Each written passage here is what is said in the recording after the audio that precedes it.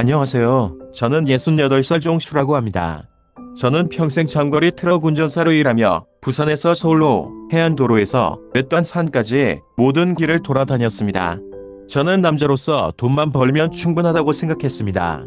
돈을 많이 벌면 아내와 아이들이 행복하고 가족이 가득 찰 것이다.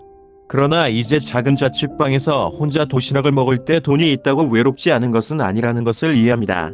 도시락은 차갑게 식었고 창문 밖에는 가로등 불빛이 들어와 희미한 불빛을 만들었다.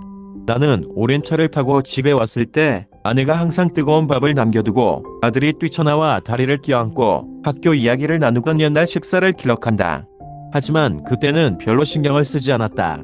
피곤해요. 그냥 자고 싶어요.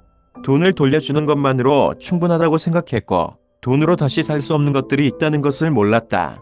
저는 아내가 제가 집에 없는 것에 익숙하다고 말했던 날을 기억합니다. 제가 남편이고 명목상 아버지이지만 제 가족 안에서 낯선 사람이 되었다는 것을 처음으로 분명히 느꼈습니다. 저는 제가 이 가족을 더 충만하게 만드는 사람이라고 생각했지만 알고 보니 저는 그들의 인생에서 한 명의 방문자일 뿐이었습니다. 제 아내는 가정, 자녀, 삶의 어려움까지 모든 것을 혼자 해결하는데 익숙합니다. 그녀는 나를 비난하지 않았지만 그 침묵은 어떤 불평보다 더 내 마음을 아프게 했다. 나의 아들은 아버지에 대한 많은 기억도 없이 자랐다. 이제 그는 아내와 아이들과 함께 일하느라 바쁘고 자신의 가족이 있습니다. 나는 또한 그것을 탓하지 않는다. 왜냐하면 나는 그 거리를 점점 더 멀리 두었다는 것을 알기 때문이다.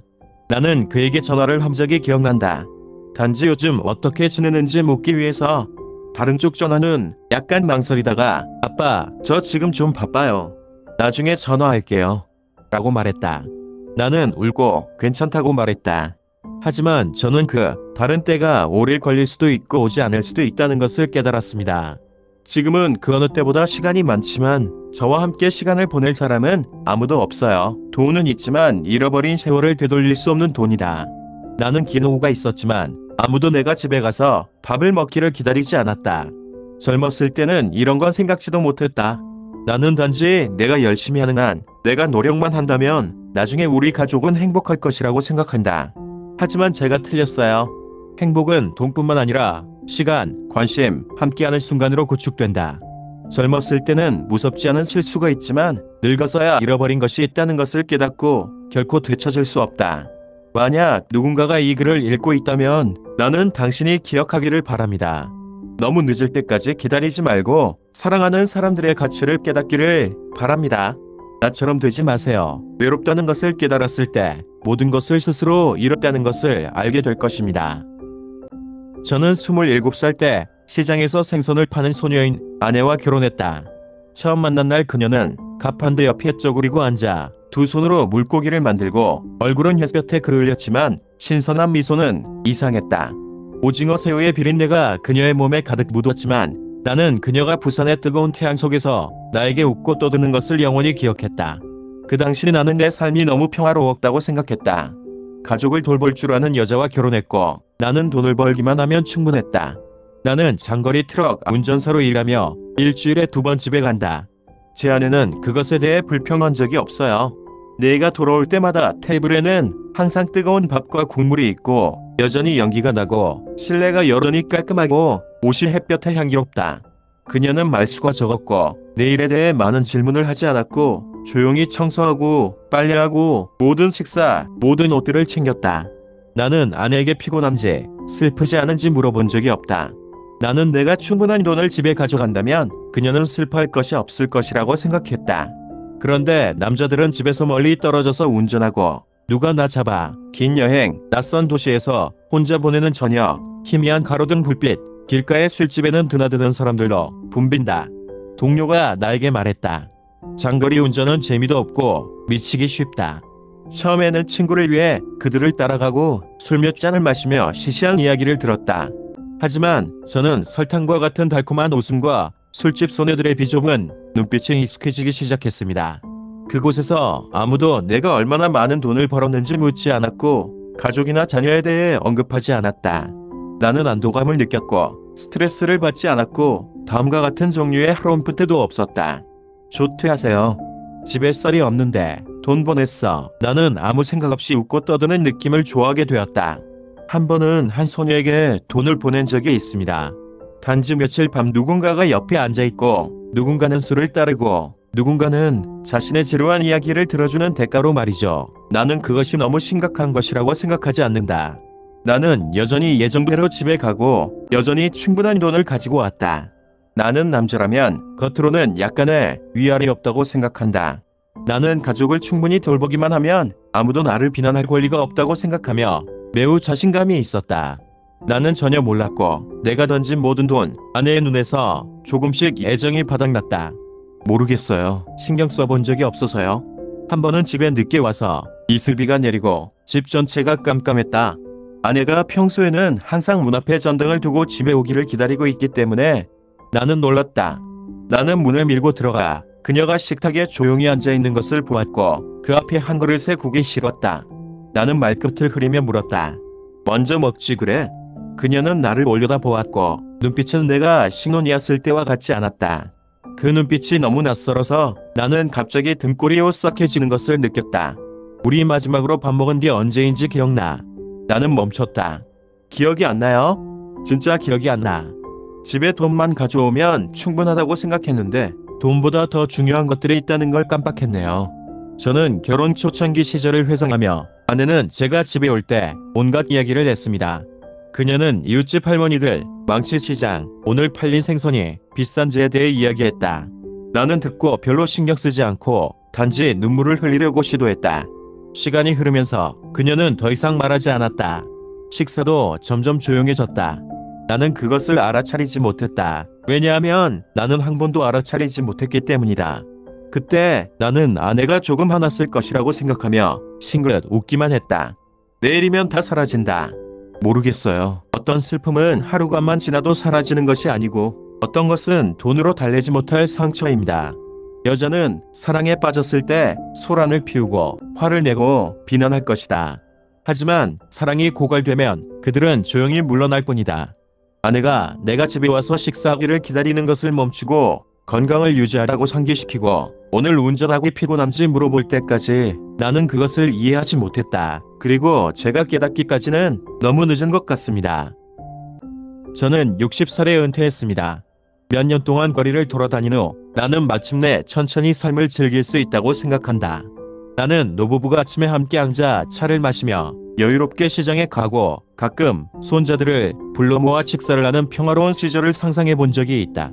수년간의 고생 끝에 제 인생에서 가장 값진 시간이 될 것이라고 생각합니다. 하지만 중요한 것을 잊고 있었다. 제가 아내라고 불렀던 이 여성은 제가 평생을 함께 할 것이라고 생각했던 사람은 3년 전에 딸과 함께 살기 위해 이사했습니다. 3년, 짧지 않은 시간이었지만 무엇을 잃어버렸는지 알 만큼 길지도 않았습니다. 나는 그녀가 떠나던 날을 기억했고 나는 붙잡지 않았다.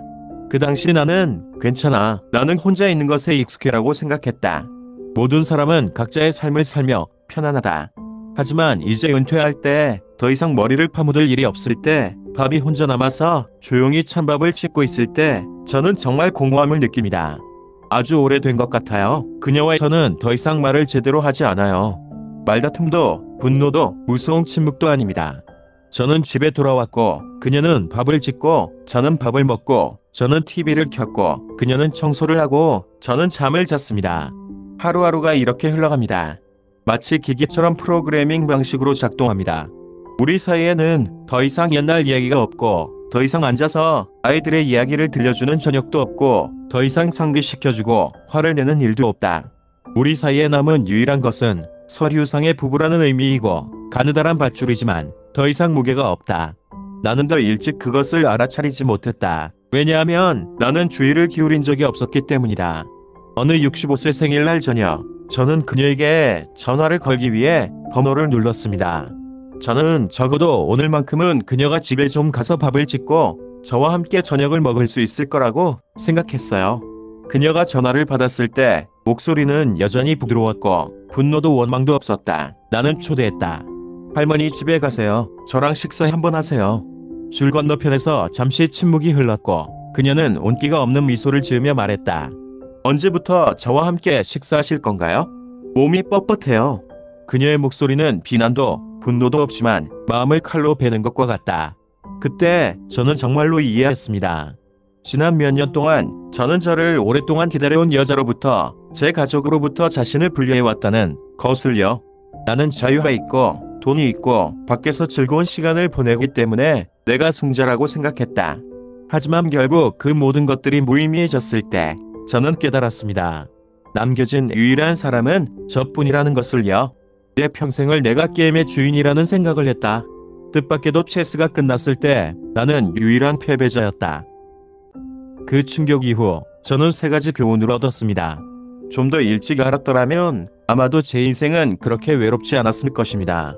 교훈 1. 아내를 가족이라고 생각하지 말고 지킬 필요가 없다. 나는 부부가 평생의 일이고 결혼하면 어떻게든 영원히 함께 할 것이라고 생각했다.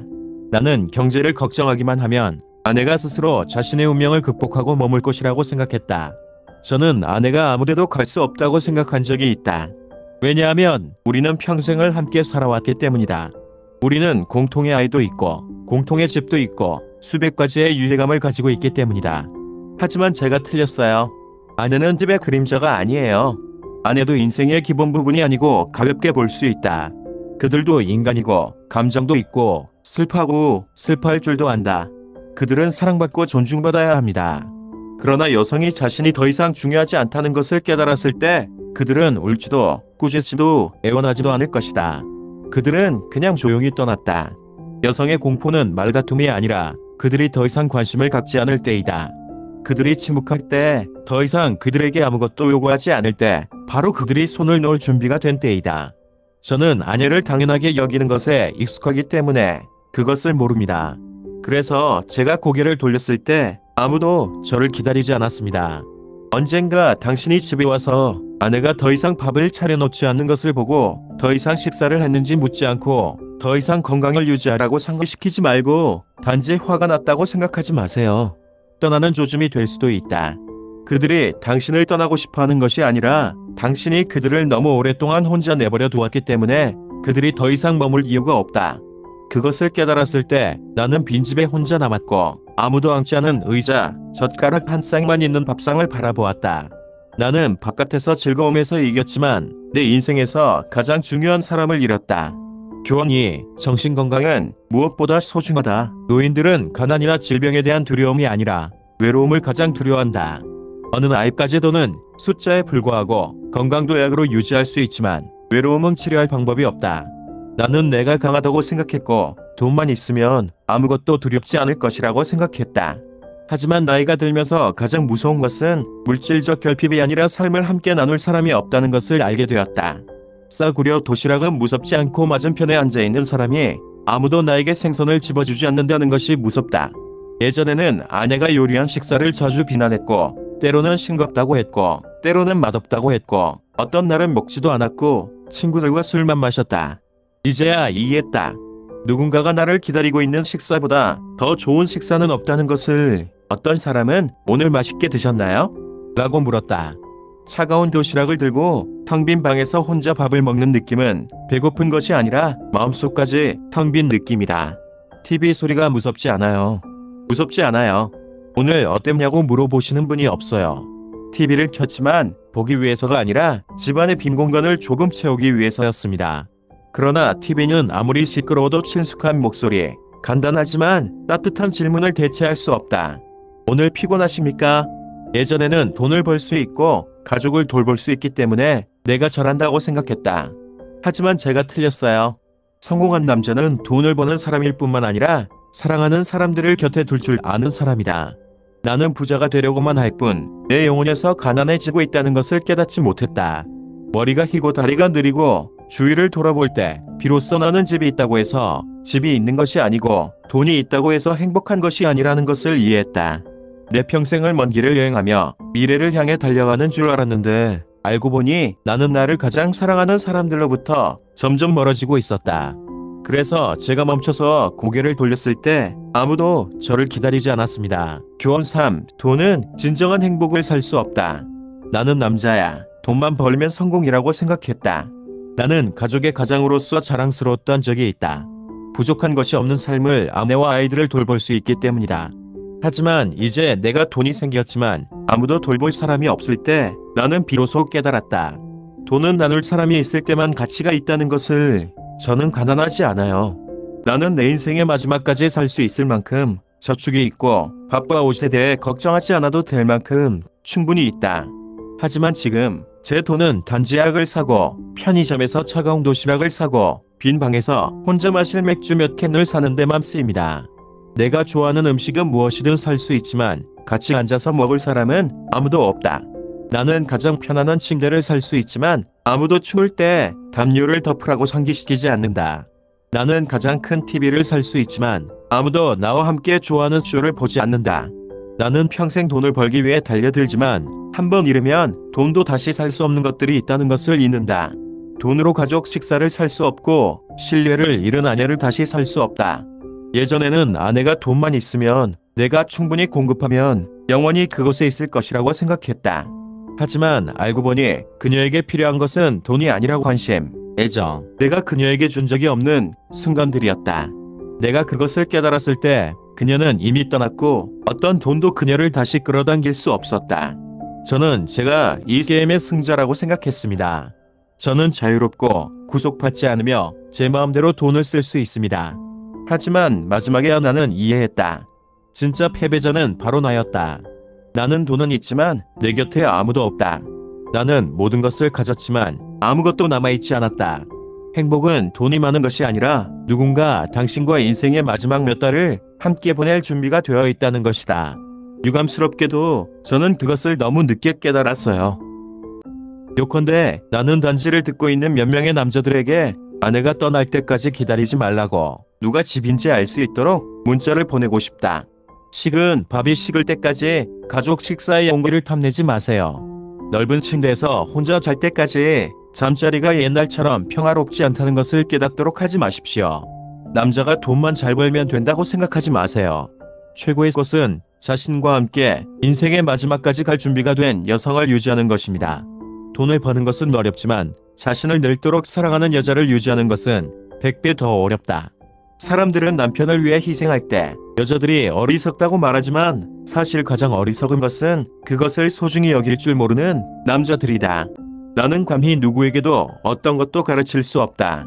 나는 단지 자신이 똑똑하다고 생각했고 아내보다 더 똑똑하다고 생각했고 돈이 전부라고 생각했다고 말했다.